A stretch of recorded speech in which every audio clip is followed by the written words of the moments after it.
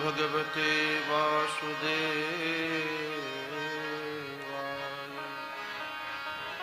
ओम नमो भगवते वासुदेवाय।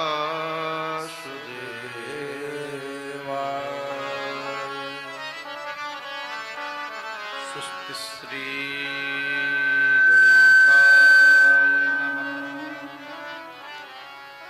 स्वस्ति श्री सरस्वती नमः। श्री सद्गुरु चरण कमलेभ्यो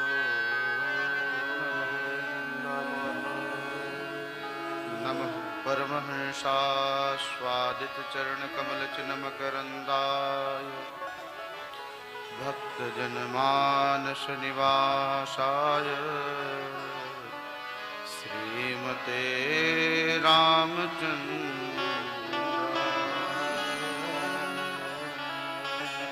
ध्येयं सदा परिभवग्नमभीष्टदोहम् तीर्थास्पदं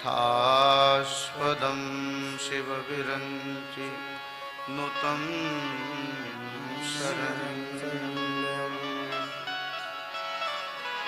भृत्यारतिहं प्रणतपालभवाब्धिपूतम् वन्दे महापुरुषते शरणागतम्।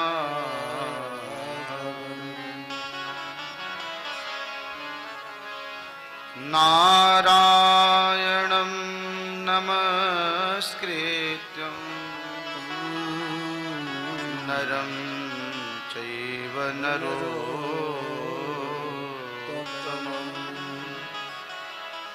देवीं सरस्वतीं व्यासं ततो जयमुदीरयेत्।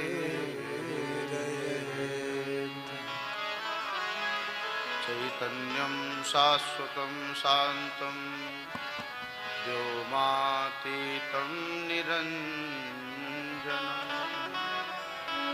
नादबिन्दुकलातीतं तस्मै श्री गुरवे नमः। जय जय राधारमण जय जय कमल किशोर जय गोपी चित चोर प्रभु जय जय माखन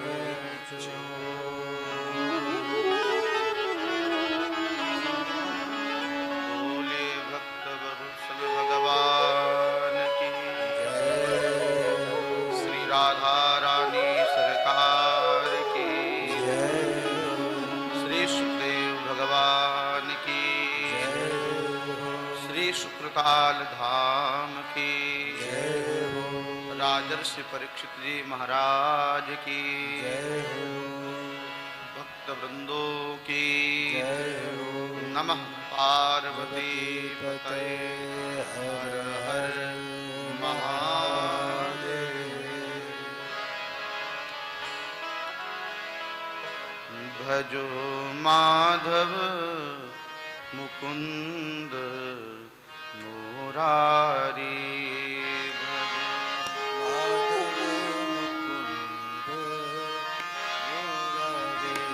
भजो माधव मुकुंद मुरारी भजो माधव मुकुंद मुरारी भजो माधव मुकुंद मुरारी भजो माधव मुकुंद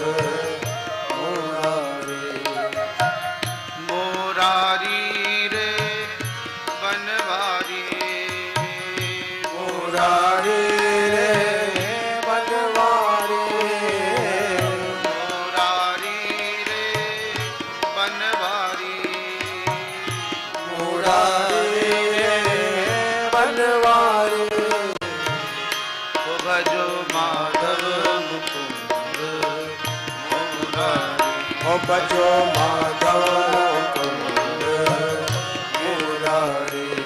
सभी लोग भाव से हमारे साथ में मुरारी।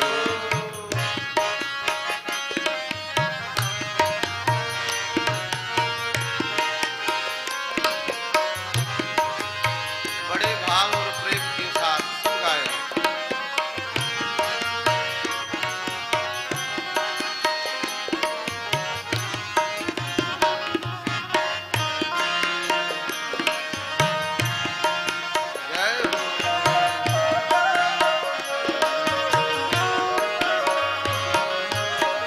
गिरधारी बनवारी, गिरधारी रे बनवारी,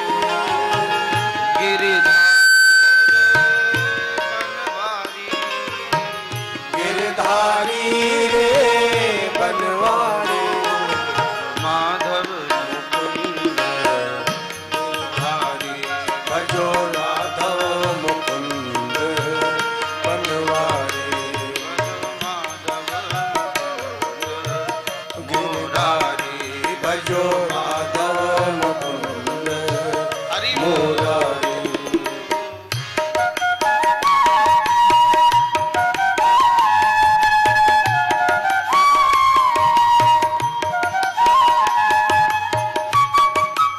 आप सब गाइए हमारे साथ।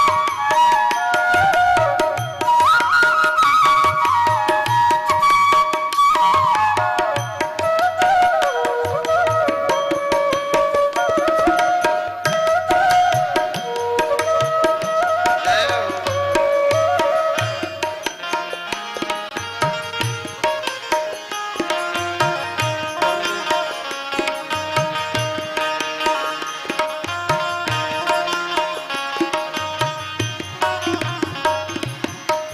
गिरधारी रे बनवारी, गिरधारी रे बनवारी, गिरधारी रे बनवारी, गिरधारी रे बनवारी, गिरधारी रे बनवारी, गिरधारी रे बनवारी। माधव ओ भजो माधव मुकुंद मुरारी, भजो माधव मुकुंद मुरारी, भजो माधव मुकुंद मुरारी। श्री हरि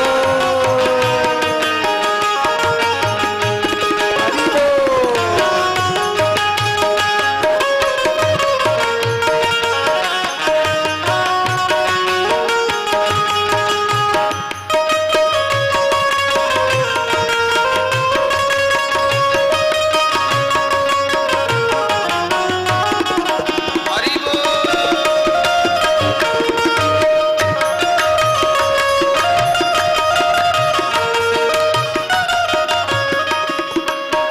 मोरारी रे गिरधारी रे, मुरारी रे गिरधारी, मोरारी रे गिरधारी मुरारी रे गिरधारी। वो भजो माधव मुकुंद मुरारी ओ भजो राधव मुकुंद मुरारी, भजो राधव मुकुंद बनवारी, भजो माधव मुकुंद मुरारी, माधव मुकुंद बनवारी, भजो माधव मुकुंद मुरारी, भजो माधव मुकुंद बनवारी, भजो माधव मुरारी,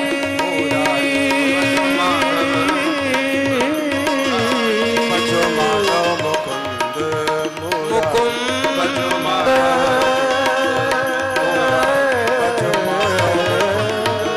मुरारी, भजो माधव मुकुंद माधव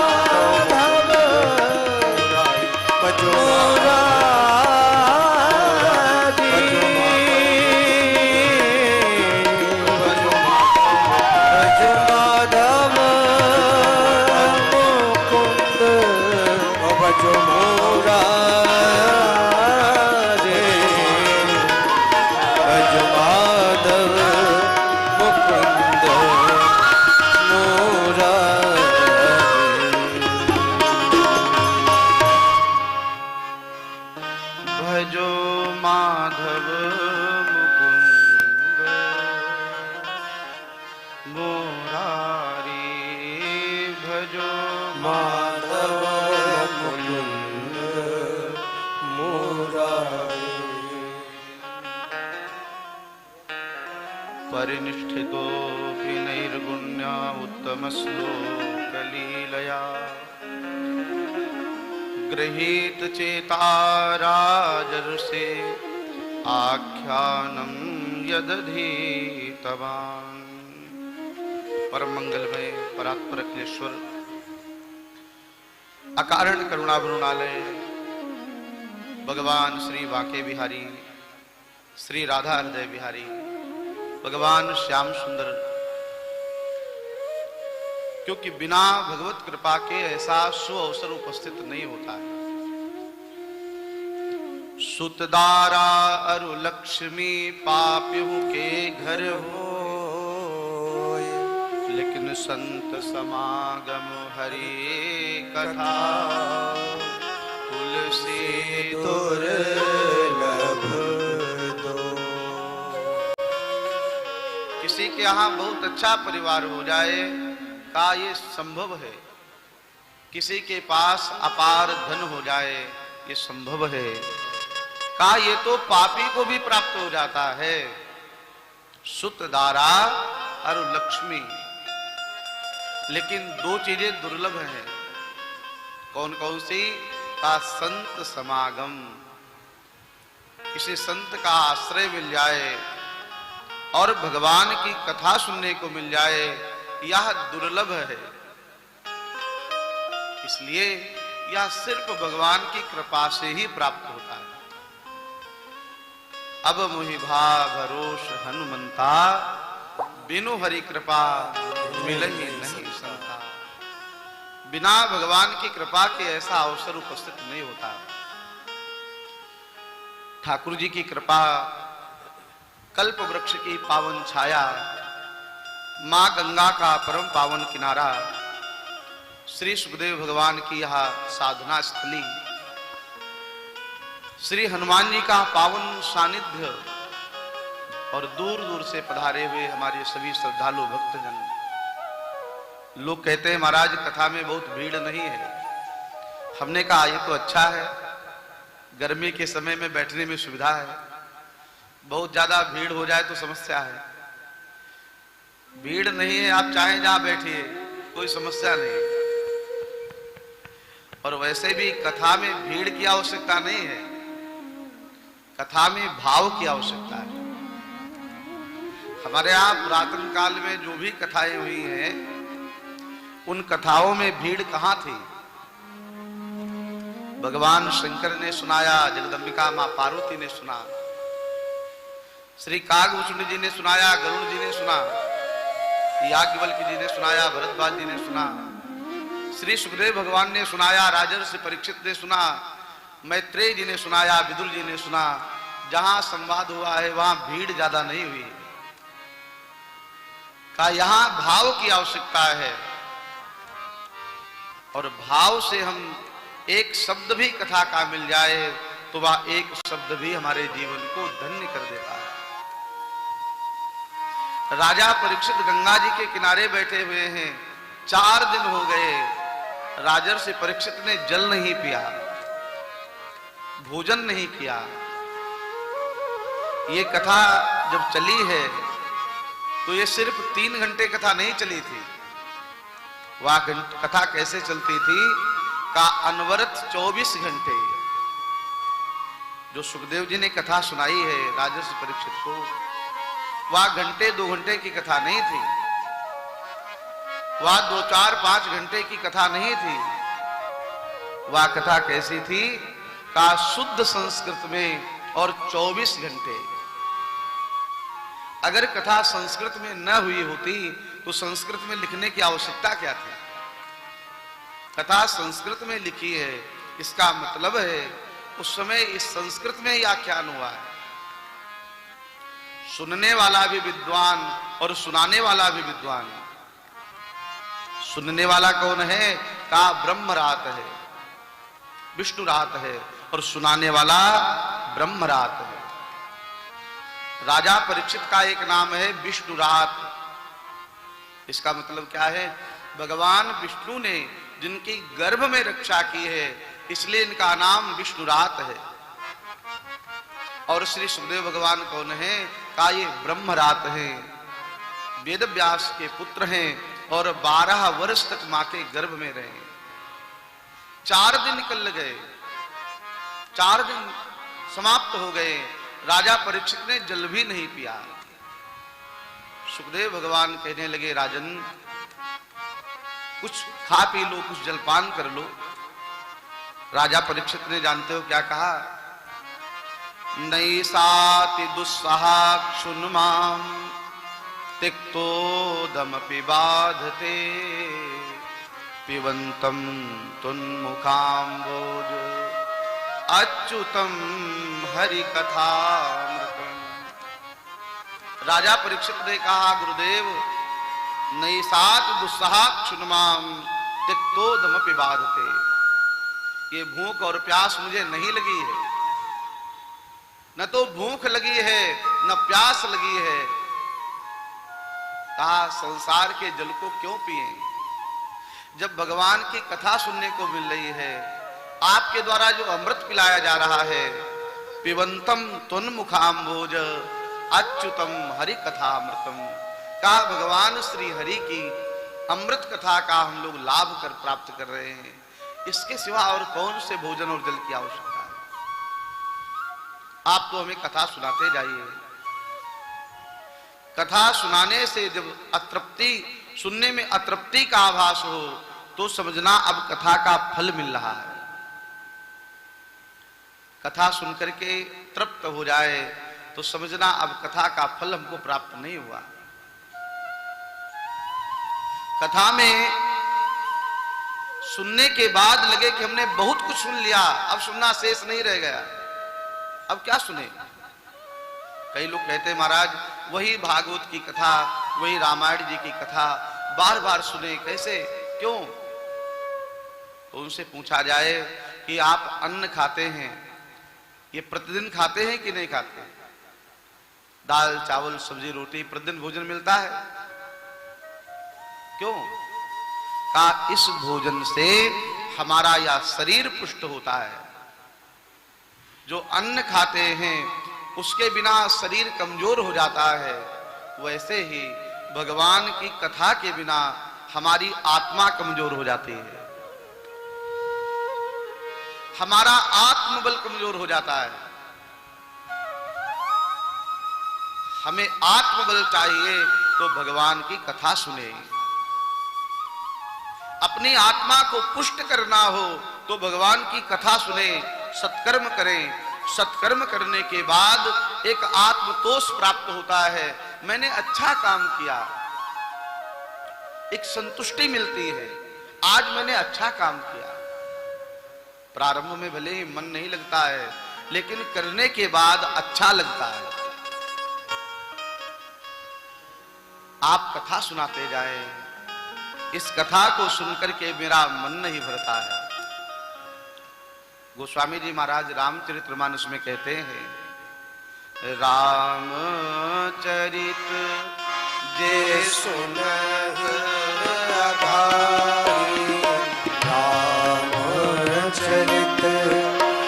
जे सुनत आधारी, रस वेद विशेष जाना तीन नाहि, रस विशेष जाना तीन नाहि। सुनहि विमुख विरति अरु विषय, सुनहि विमुख विरति अरु विषय, लाहि सुगति गति संपत्ति, नाहि सुगति गति संपत्ति।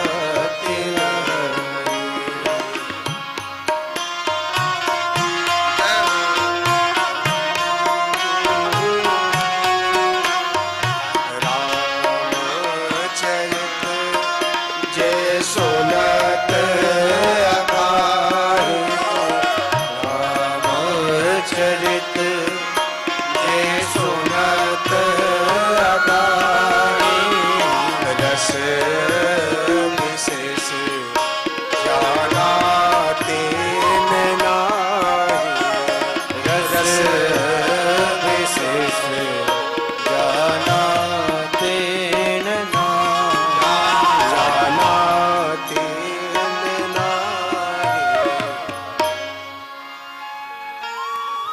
सुनकर के कथा को तृप्ति न हो,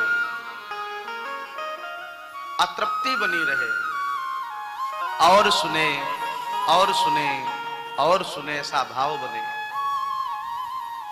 जहां कथा सुनने का अवसर मिले वहां पहुंच जाए और कथा का लाभ प्राप्त करें। इससे हमारा आत्मबल पुष्ट होगा। 4 दिन से बैठे हैं राजा परीक्षित, अभी जल नहीं पिया है। कहा भगवान आप कथा सुनाइए। श्री सुखदेव भगवान कहते हैं राजन परीक्षित, परमात्मा का अवतार धर्म रक्षा के लिए होता है। भगवान राक्षसों को मारने नहीं आते। भगवान को अगर सिर्फ राक्षसों को नष्ट करना हो तो भगवान वैकुंठ से ही अपना चक्र छोड़ दें और पृथ्वी के जितने राक्षस हैं सब समाप्त हो जाएंगे। तो भगवान का उद्देश्य सिर्फ राक्षसों को मारना नहीं है। भागवत जी के अनुसार भगवान स्वयं कहते हैं संस्थापनाय धर्मस्य, संस्थापनाय धर्मस्य प्रशमाय तरस्य च अवतीर्णो हि भगवान अंशेन जगदीश्वर। धर्म की स्थापना के लिए समाज में धर्म को कैसे स्थापित किया जाए, यह चिंतन और चिंता बहुत आवश्यक है। अगर धर्म समाप्त हो जाएगा तो फिर हमारा जीवन का कोई महत्व नहीं। भगवान धर्म की स्थापना के लिए आए हैं। भगवान विप्रधेनु सुर संत हित लीन मनुज निज इच्छा निर्मित तनु माया कुल गोपाल। विप्र माने ब्राह्मणों के लिए का, ब्राह्मण का मतलब चारों वर्णों के लिए। ब्राह्मण चारों वर्णों का प्रतिनिधित्व करता है। जहां पर ब्राह्मण कहा जाए वहां सिर्फ ब्राह्मण ही नहीं समझना चाहिए। ब्राह्मण का मतलब है ब्राह्मण, क्षत्रिय, वैश्य और शूद्र, चारों वर्णों का प्रतिनिधित्व ब्राह्मण करता है, इसलिए ब्राह्मण का नाम लिया। विप्र जो भगवत प्रेमी हैं, जो भगवत अनुरागी हैं, जो धर्म परायण हैं, ऐसे लोगों की स्थापना के लिए भगवान आते हैं, उनकी रक्षा करते हैं। धेनु माने गाय का, जितने पशु पंछी हैं उनका प्रतिनिधित्व गाय करती है, इसलिए गाय का नाम लिया है। विप्र, धेनु, सुर सभी देवताओं का प्रतिनिधित्व देवता करते हैं, इसलिए देवताओं का नाम लिया है। और पूरे समाज का प्रतिनिधित्व संत करते हैं, इसलिए संत का नाम लिया है। भगवान ब्राह्मण की रक्षा, वेद की रक्षा के लिए आते हैं। कहा जब वेद रहेगा तभी तो धर्म रहेगा। भगवान कहां आते हैं? कहा जब जब जहां आवश्यकता होती वहां आते हैं। भगवान कोई जाति को बढ़ावा देने नहीं आते, भगवान सिर्फ धर्म स्थापना के लिए आते हैं। जब कोई ब्राह्मण अत्याचार करता है तो भगवान राम बनकर के आते हैं और उस ब्राह्मण रूपी रावण का संहार करते हैं। जब कोई क्षत्रिय अत्याचारी हो जाते हैं तो भगवान ब्राह्मणों के यहां आ जाते हैं परशुराम के रूप में, और उन्होंने हय वंशी क्षत्रियों का संहार किया। भगवान को जात से मोह नहीं है, भगवान को सिर्फ धर्म से प्रेम है। ब्राह्मण अत्याचारी हुए तो उनका भी भगवान ने विनाश किया, क्षत्रिय अत्याचारी हुए तो भगवान ने उनका भी विनाश किया। और जब यदुवंशी अत्याचारी हो गए तो भगवान यदुवंश में ही आ गए और उन अत्याचारी यदुवंशियों का भी भगवान ने विनाश किया। 56 करोड़ यदुवंशियों ने मदिरा का पान किया और वह 56 करोड़ यदुवंशी मदिरा का पान करके विवाद करके आपस में मारे गए। तो भगवान वसुदेव और देवकी के यहां पधारे बाबा वसुदेव कन्हैया को लेकर के गोकुल में आए और बाबा नंद के यहाँ माँ यशोदा के यहाँ दिया है। माँ यशोदा के गर्भ से परमात्मा का अवतरण माना जाता है। भगवान जन्मे तो देवकी के यहाँ है, लेकिन स्तनपान यशोदा का किया है। महाराज नंद और यशोदा ने पूर्व जन्म में बहुत तप किया था, उसके परिणाम स्वरूप भगवान आज पुत्र के रूप में बन के आए। पूरे ब्रजवासियों को यह समाचार मिल गया, श्री कृष्ण का जन्म हुआ है, नंदलाला का जन्म हुआ है। नंदलाला के उत्सव में सम्मिलित होने के लिए समस्त ब्रज के ब्रजवासी दौड़ पड़े नंदालय की ओर, जहां बाबा नंद का भवन था। कल आप लोग अनुभव कर रहे होंगे, प्रायः कथाओं में होता है, जब नंदोत्सव होता है उस समय पूरे पांडाल का वातावरण ऐसा होता है जैसे ठाकुर जी प्रकट हो गए हों। कल यहां ऐसा लग रहा था स्वयं भगवान का प्राकट्य हो गया है। चर अरु अचर हर्ष जुत, भगवान कब प्रसन्न होते हैं, कब प्रकट होते हैं? कहा जहां प्रसन्नता होती है वहां भगवान प्रकट होते हैं, अथवा जहां भगवान होते हैं वहां प्रसन्नता आ जाती है। तो नंद जी के आंगन में लोग बधाई देने के लिए आने लगे।